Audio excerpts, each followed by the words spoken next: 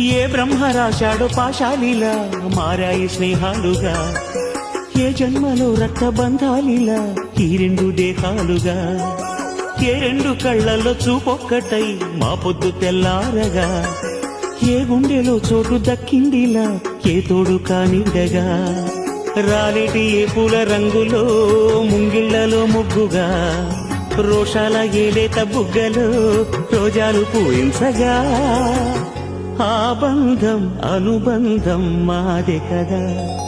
చిన్ని చిన్ని ఈ పువ్వులు చూసి జాబిలి నవ్వింది, సిరి వెన్నెల జల్లింది.